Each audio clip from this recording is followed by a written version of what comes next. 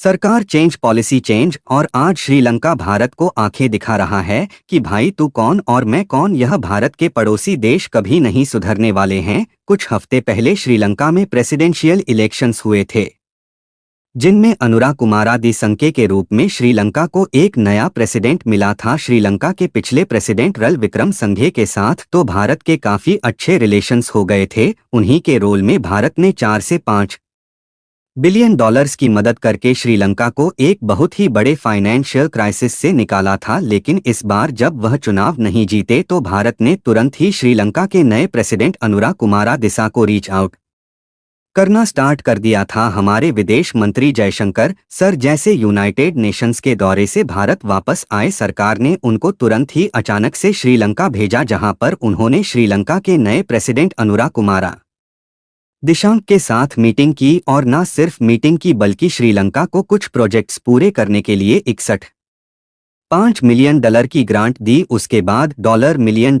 की line of credit को grant में कन्वर्ट किया गया। इसके साथ ही श्रीलंकन रेलवेज के लिए 22 डीजल लोकोमोटिव गिफ्ट किए गए। यह सब एक तरह से श्रीलंका के नए प्रेसिडेंट अनुर कुमारा दिशे को भारत की तरफ से शगुन था। जैसे शादियों में दूल्हे को शगुन चढ़ाया जाता है, ठीक वैसा ही कुछ इस बार जयशंकर सर ने वहां पर जाकर किया था ताकि भारत की इन्वेस्टमेंट श्रीलंका के अंदर वहां पर वेस्ट ना हो। लेकिन दुख के साथ बताना पड़ रहा है कि श्रीलंका में भारत की इन्वेस्टमेंट वेस्ट और फेल दोनों हो गई हैं। श्रीलंका से न्यूज निकलकर आ रही है कि श्रीलंका के नए प्रेसिडेंट अनुरा कुमारा दिसके उन्होंने चाइना के नेवल वरशिप्स को श्रीलंका में डॉक करने की परमिशन दे दी है। भारत के काफी सारे विरोध के बाद पिछले श्रीलंकन प्रेसिडेंट रल विक्रमसिंघे ने चाइनीज मिलिट्री शिप्स को डॉक करने के ऊपर 12 महीने का बैन लगाया था, जो कि जनवरी 2025 में जाकर खत्म होना था। लेकिन श्रीलंका की नई गवर्नमेंट ने आते ही चाइनीज नेवी के मिलिट्री शिप्स को डॉक करने की परमिशन दे दी है।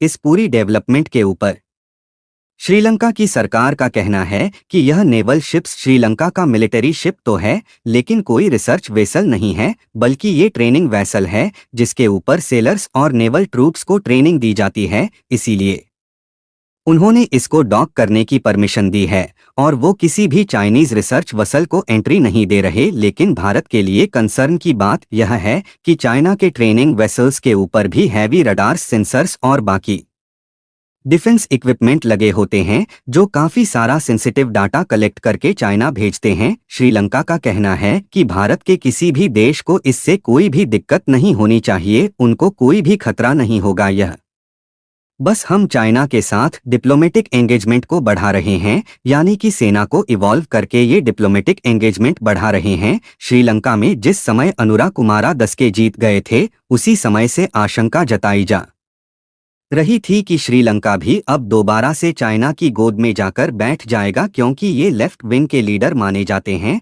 और श्रीलंका में 2 कम्युनिस्ट पार्टी को लीड करते हैं। एक का नाम है पीपल्स लिबरेशन फ्रंट और दूसरी पार्टी का नाम है नेशनल पीपल्स पावर। इनमें श्रीलंका की कई सारी कम्युनिस्ट पार्टीज ने अलायंस बनाकर ये कोलिशन बनाई है और इन सब पार्टीज का श्रीलंका के अंदर वहां पर एंटी इंडिया यानी कि भारत विरोधी इतिहास रहा है। दोनों पार्टीज के जो फाउंडिंग मेंबर थे वो 1980 से ही भारत को श्रीलंका का एनिमी बोलते थे और उनका कहना था कि भारत श्रीलंका के लिए मुश्किलें खड़ी करता है। तमिल लोगों के अधिकारों की बात करके या तमिल लोगों की मदद से भारत श्रीलंका में अपनी प्रेजेंस हमेशा बनाए रखना चाहता है। अब क्योंकि चाइना के अंदर वहां पर भी कम्युनिस्ट पार्टी रूल कर रही है, इसलिए श्रीलंका के प्रेसिडेंट अनुरा कुमारा दिसके भी चाइना की सरकार से काफी प्रभावित माने जाते हैं और चाइना की गवर्नमेंट के स्टाइल का सपोर्ट करते हैं। भारत को भी आइडिया हो गया था कि श्रीलंका भारत को टफ टाइम देने वाला है, इसलिए हमने तुरंत ही जयशंकर सर को भेजा था। लेकिन इसके बावजूद श्रीलंका के नए प्रेसिडेंट ने सरकार बनाते ही एंटी इंडिया फैसले लेने स्टार्ट कर दिए।